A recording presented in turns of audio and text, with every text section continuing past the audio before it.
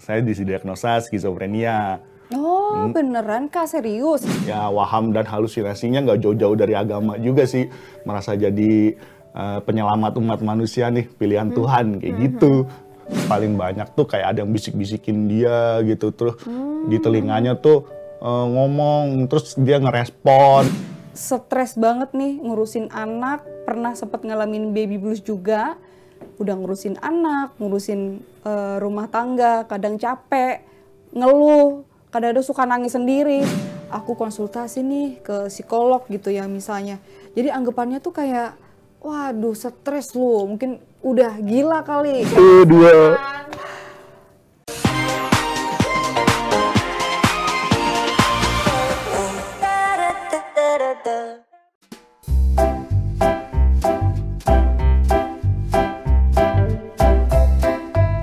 Halo, ada siapa nih di sebelah aku ya? Halo juga, siapa juga nih ya di sebelahku?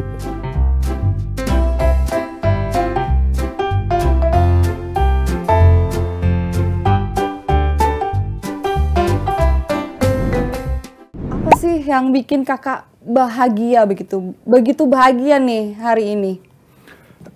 Hari ini, oke, kalau dari skala 1 sampai 5, misalnya 1 tuh sangat nggak bahagia, dan 5 itu sangat bahagia. Nah, hari ini saya 5 nih. Kalau kakak? Aku alhamdulillah hari ini skala bahagiaku itu 5. Sama dong, 5 ya? Iya, Oke. betul. Ada apa nih hari ini kok bisa skalanya 5 gitu loh? Sangat bahagia kan berarti kan? Sangat bahagia karena udah 2 tahun aku udah vakum gitu kan. Istilahnya aku nggak pernah berjumpa say hi sama teman-teman, mungkin entah itu dari program televisi atau bikin konten-konten YouTube atau ketemu orang-orang yang sangat luar biasa di luar sana yang bisa menginspirasi gitu. Akhirnya hari ini aku mendapatkan kesempatan itu dan pastinya juga dapat support ya dari suami, dari keluarga juga. Karena COVID 2 tahun maksudnya kak? Karena aku kan pindah nih dari Malang, terus aku pindah ke Tangerang, jadi meninggalkan pekerjaanku yang lama dan akhirnya ya memulai kehidupan yang stuck ya istilahnya, ya menikah, terus punya anak, akhirnya ya sibuk sama anak dan kerjaan rumah gitu sih kak. Kalau kakak nih sehari-hari ada kesibukan apa? Mungkin bisa menambah kebahagiaan apa enggak kegiatan sehari-hari lah? Sehari-hari, biasalah sehari-hari ngantor gitu kan. Bangun pagi, pulang sore gitu. Kantorku kebetulan di yayasan sosial gitu. Jadi yang bikin bahagia tiap hari ya bisa ke kantor tiap hari, melakukan aktivitas di kantor gitu. Ya oke, gantian. Pertanyaannya begini nih kak. Apa tuh? Apa yang ada dalam pikiran kakak ketika mendengar kata gangguan jiwa? Kalau aku denger nih kata gangguan jiwa itu kan menurut aku kondisi yang apa ya sebenarnya kasihan juga kalau aku melihat seseorang yang mempunyai gangguan jiwa karena kan kita tuh nggak pernah tahu gitu loh kenapa ya mereka itu jadi seperti itu. Misalkan nih ketika kita lagi di jalan-jalan, lagi di pinggiran jalan gitu sering banyak orang yang kadang ngomong sendiri atau mungkin kadang aku tuh suka penasaran aja gitu sebenarnya apa sih penyebab mereka jadi seperti itu. Kalau kakak sendiri gimana? Apa mungkin pernah ada traumatis, misalkan nih waktu masih kecil ya, kalau aku dulu tuh pernah tuh dikejar-kejar sama orang agak gangguan jiwa gitu kak. Kalau kakak sendiri ada nggak pengalaman-pengalaman yang berkaitan dengan orang yang punya gangguan jiwa? Ya memang sama, dulu waktu kecil juga banyak juga yang kan misalnya nggak pakai baju gitu ya, terus kotor gitu, terus kayaknya galak gitu. Ya waktu masih kecil memang bayangannya orang gangguan jiwa tuh yang kayak gitu loh. Tapi sekarang pemahamannya sih aku lebih berbeda ya tentang orang yang ngalamin gangguan jiwa gitu. Apalagi ya sekarang ini udah mulai banyak kan di media sosial juga yang bahas soal mental health gitu. Jadi lebih aware sekarang kalau gangguan jiwa itu nggak seperti itu gitu loh, nggak seperti waktu kita kecil dulu loh kak. Kalau kakak sendiri pernah nggak sih ngalamin mental health atau sesuatu yang ya berhubungan dengan gangguan jiwa gitu? saya didiagnosa skizofrenia. Kantor saya tuh Komunitas Peduli Skizofrenia Indonesia, KPSI. Kalau sekarang memang sudah stabil dan boleh dibilang sih udah pulih lah gitu. Jadi udah bisa beraktivitas seperti orang-orang pada umumnya gitu. Dan hampir-hampir memang udah nggak ada gejala-gejala yang mengganggu lah gitu. Jadi ya karena kan udah minum obat gitu, udah minum obat rutin, konsultasi rutin gitu.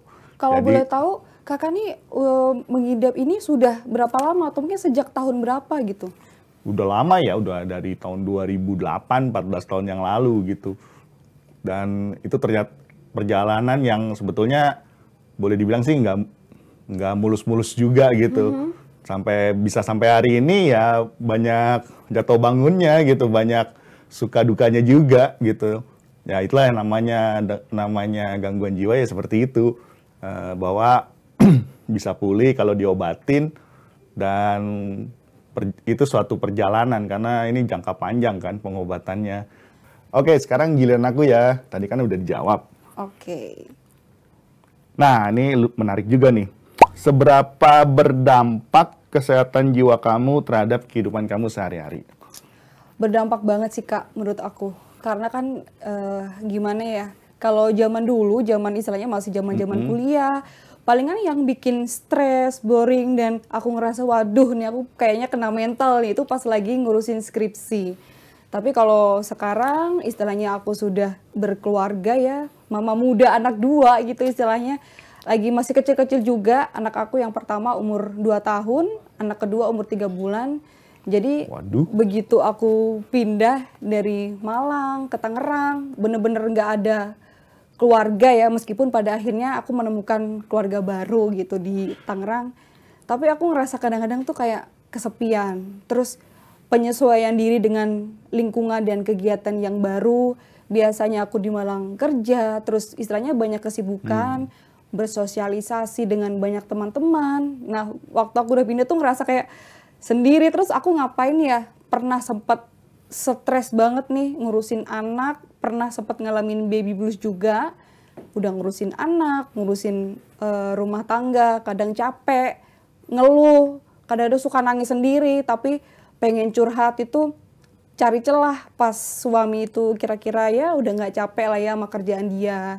Kadang aku cerita, suami aku kadang-kadang dia waktunya istirahat, lagi capek, jadi dipendam sendiri gitu Kak. Itu sih menurut aku sangat berdampak sekali buat kesehatan mentalku. Oke, jadi kayaknya emang nggak mudah kali ya jadi ibu muda baru pindah gitu ya.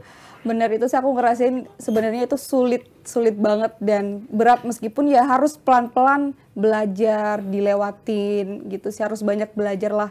Intinya kayak gitu Kak.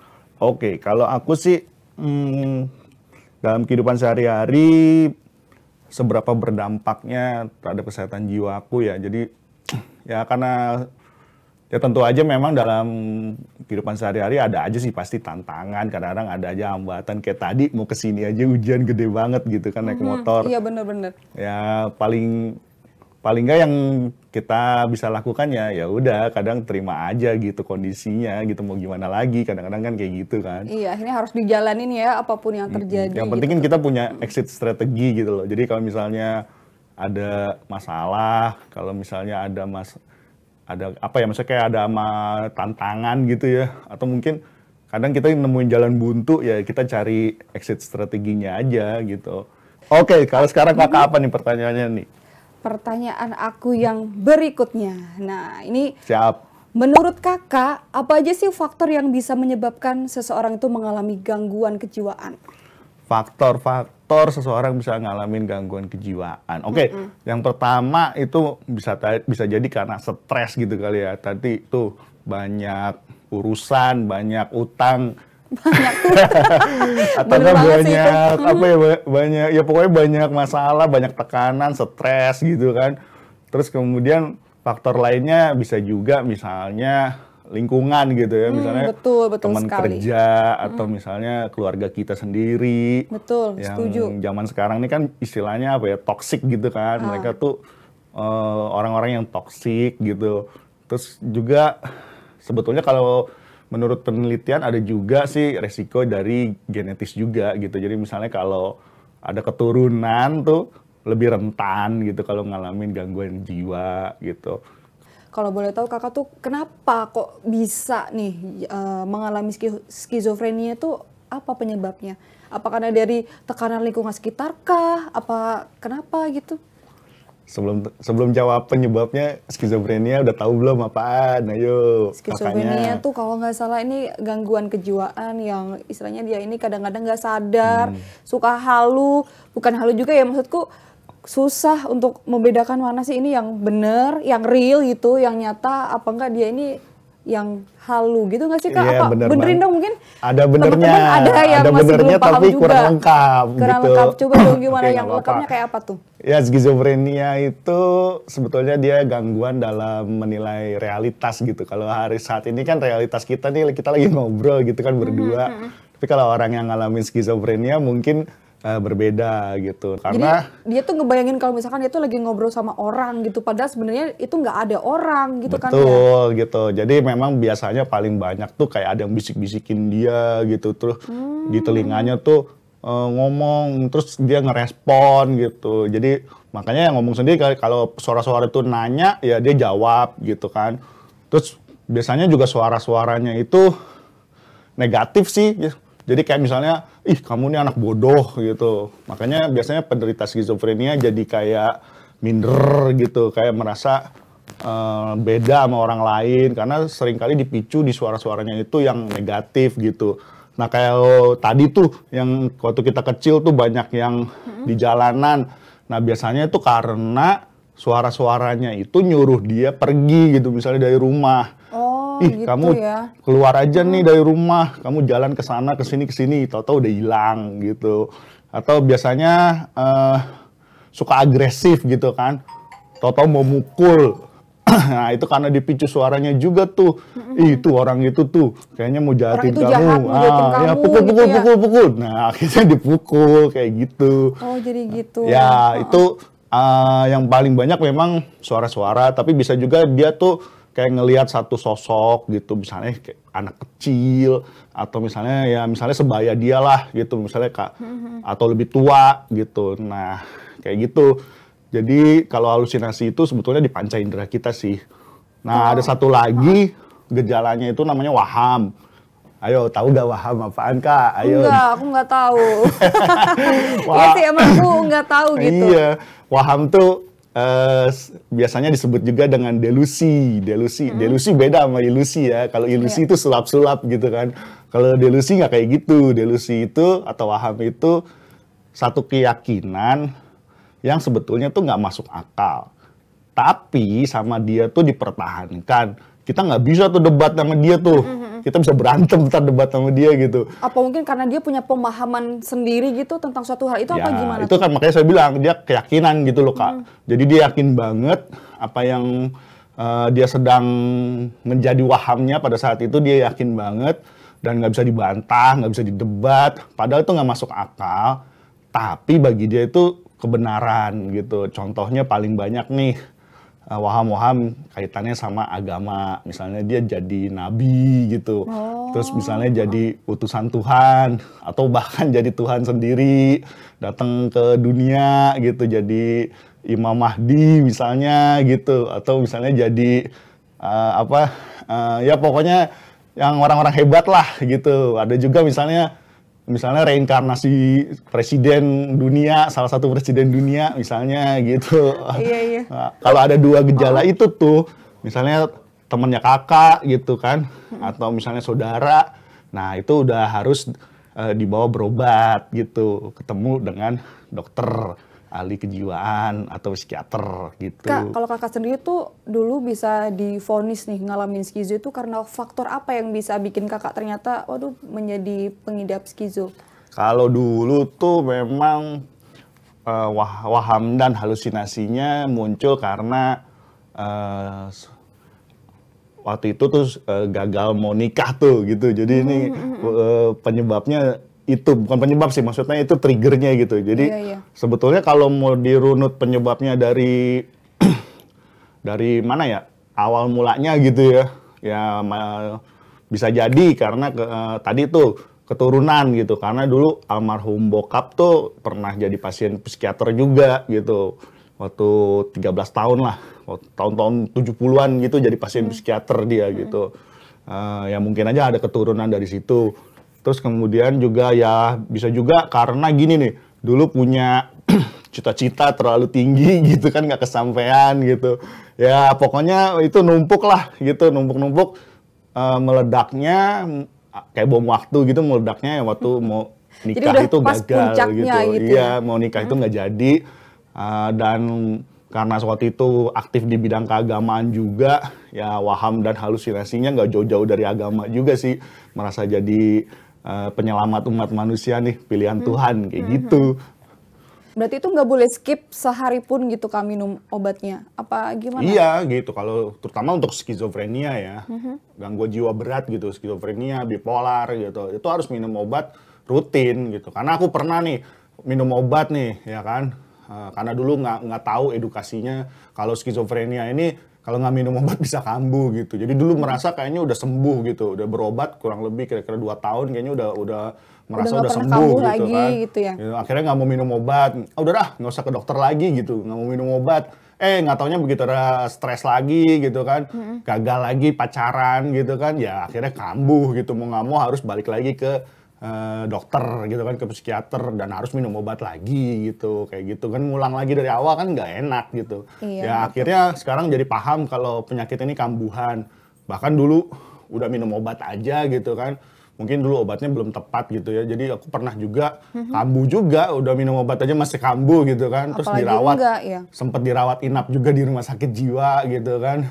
Tapi ya puji Tuhan sekarang dukungan keluarga, dukungan dari komunitas juga aktif di situ juga gitu ya. Akhirnya semakin paham mengenai penyakit ini, terus tilikan diriku nih terhadap penyakitku jadi jauh lebih baik gitu, bahwa ini harus minum obat. Dan selain minum obat, ya kita mengembangkan diri kita juga gitu. Misalnya kita ngejar ketertinggalan kita nih yang udah sempat terpuruk gara-gara gangguan jiwa gitu, gara-gara skizofrenia. Ya kita mesti ngejar itu lagi, mendapatkan lagi hidup kita.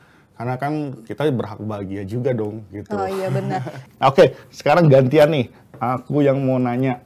Oke, nah kalau kakak sendiri nih ya, kakak pernah nggak sih konsultasi sama psikolog atau psikiater, Kak? Aku jujur belum pernah, Kak. Karena meskipun aku ngerasa nih ya, kayak udah mulai banyak beban, terus kadang kan tidak setiap hal itu aku bisa cerita ke suami atau mungkin ke mamaku, ya kan. Mamaku kan ada penyakit asma, jadi apapun yang terjadi saat aku jauh dari mama itu nggak semua hal yang bisa aku ceritakan. Karena takutnya kan mamaku kepikiran, terus asmanya kambuh. Kadang-kadang sih ceritanya palingan ke adikku atau mungkin ke sahabatku.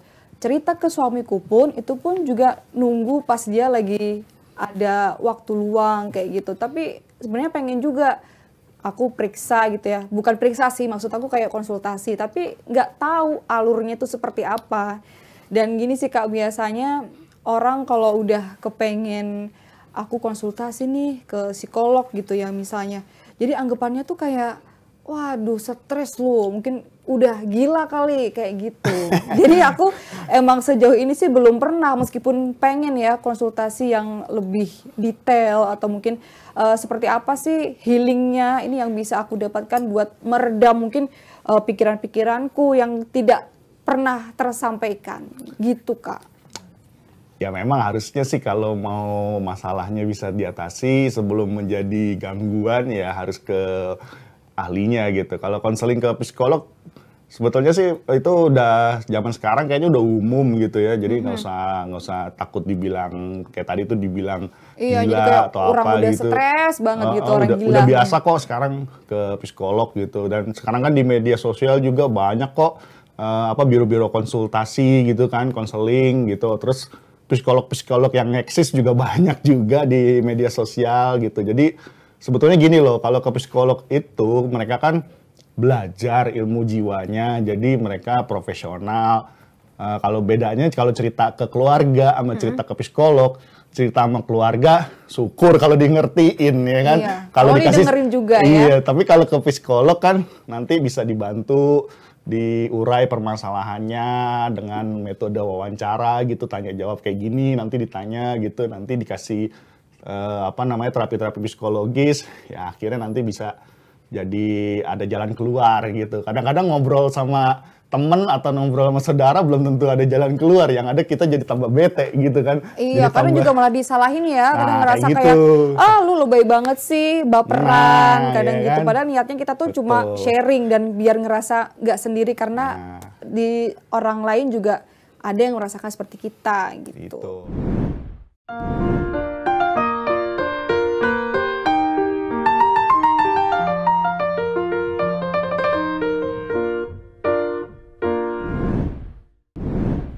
Kiranya masing-masing agak serong. Aku serang ke sini dulu. Jering. Jadi penasaran nih. Siapakah kira-kira yang ada di belakang aku ini? Dua. Kabar. Seneng banget nih. Alhamdulillah aku bisa kenalan nih sama kakak. Siapa sih namanya? Kakak siapa namanya? Namaku Kiki. Oh, aku Widya. Mbak Widya. Hampir sama ya, Widya Rizky. Kakaknya namanya Kiki. Ini Mbak Widya ini superwoman buat aku. Hebat banget. Ini ada 2 kartu terakhir. Oke. Silahkan ditanyakan ke teman bicara. Mau kakak dulu apa aku dulu? Kakak dulu aja, kakak. Oke. Dari aku dulu ya. Menurut Kak Kiki, ini dukungan seperti apa sih yang ingin kakak dapatkan dari orang sekitar? Dukungan dari orang sekitar? Yang kuharapkan sih bahwa dukungan dari orang sekitar tuh ya mereka bisa memahami kondisi yang aku alamin gitu ya. Karena ya sekarang sih lihatnya aku udah pulih gitu. Tapi kalau misalnya di zaman-zaman dulu waktu terpuruk kayaknya nggak banyak gitu yang mau peduli gitu. Ya syukurnya sih memang keluarga aku dan teman-teman baik aku bisa support gitu. Tapi maksudku mungkin banyak yang nggak seberuntung aku gitu di luar sana gitu, yang mereka nggak dapetin support. Jadi ya kita lebih coba peduli, lebih empati bahwa teman-teman orang gangguan jiwa ini manusia juga kok gitu, sama ya kan gitu. Betul. Dan mereka juga butuh disupport, ditemenin, didampingin, dan kalau diobatin mereka bisa pulih gitu. Jadi punya harapan itu memang penting banget gitu. Dan kita juga harus percaya bahwa kita bisa pulih kok gitu. Karena harapan dan percaya itu 2 kata yang memberikan kekuatan paling besar bagi manusia. Kalau menurut aku gitu. Semangat banget ya ampun, aku terharu ya. Selain terharu tuh aku ngerasa wah luar biasa nih Kak Kiki ini bisa melewati masa-masa istilahnya dari 12 tahun 14 tahun ya. 14 tahun itu kan menurutku itu perjalanan yang panjang banget. Mungkin pernah ngerasa disingkirkan atau mungkin merasa dikucilkan ya karena sebagai pengidap itu, tapi ternyata bisa survive dan sekarang bisa menginspirasi dan ngasih edukasi juga buat orang-orang banyak. Oke, thank you juga buat keluargaku semua nih, teman-teman di komunitas dan teman-teman baikku juga. Oke, sekarang kakak nih ya, anggap aja nih kakak nih seorang motivator gitu ya.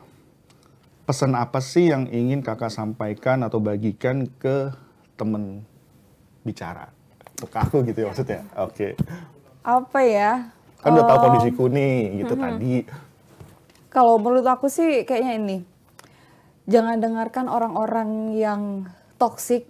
Percayalah bahwa diri kita itu kuat untuk diri kita sendiri berdiri, bangkit dan maju jadi orang yang lebih bagus lagi. Wah, super banget. Thank you banget supportnya. Sama-sama Kak. Dan kata-kata seperti itu sih yang sebenarnya kami orang gangguan jiwa itu pengen denger gitu sih sebenarnya. Iya. Oke. Jadi tadi kakak udah nulis, bisa saling ditunjukkan, terus kenapa kakak nulisnya itu? Bisa dimulai dari aku dulu ya. Yang pertama itu Kak Kiki ini inspiratif. Semangat ini nggak ditanyakan dan juga nggak diragukan lagi ya. Selama bertahun-tahun, belasan tahun ini semangatnya tinggi banget sih menurut aku. Karena kalau nggak kayak gitu, aku nggak bakal ketemu sama seorang Kak Kiki yang sekarang ngobrol sama aku gitu. Edukatif, karena dari yang tadinya aku nggak tahu, atau mungkin hanya sekilas-sekilas aja nih denger tentang skizofrenia itu kayak apa sih. Dan sekarang aku bisa ngobrol, tanya-tanya juga secara detail, secara langsung. Dan dapat saran-saran juga kalau misalkan istilahnya udah nggak kuat ya dengan self healing yang udah berusaha dilakukan sendiri, nggak ada salahnya kita tuh ya konsultasi lah sama psikolog kayak gitu sih Kak. Thank you. Oke, sekarang giliran aku. Jadi menurutku kakak yang luar biasa ini pertama-tama tuh berani gitu. Berani banget dalam arti berani terbuka ya gitu. Tadi kan dari ngobrol-ngobrol tuh juga berani nanya juga gitu. Biasanya kan orang kalau udah ngomongin soal mental health gitu, males ngebahas mental health gitu kan. Tapi kakak ini berani banget nanya-nanya terus gitu kan. Dan memang seneng banget gitu. Makanya jadi bisa mengedukasi. Terus yang kedua, tokatif. Tapi tokatif dalam arti bukannya tokatif yang negatif gitu.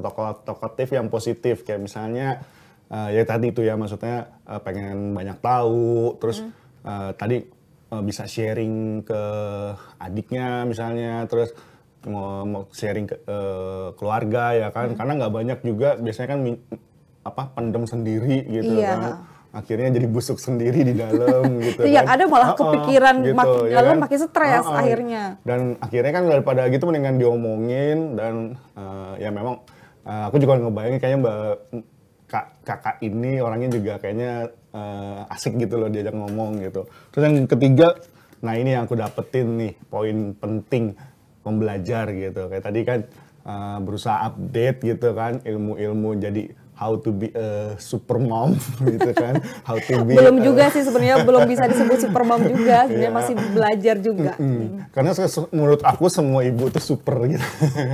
Terus kemudian ya tadi gitu loh kan, pasti kan banyak banget tantangannya gitu kan. Kan nggak mudah juga pindah dari tempat yang lama, pindah ke tempat yang baru, harus beradaptasi lagi. Dan di situ kan pasti kalau nggak punya semangat belajar ya agak sulit ya, gitu kan gitu. Kayak gitu sih menurutku. Thank Super you Kak. Oke, thank you. Makasih Kak Kiki.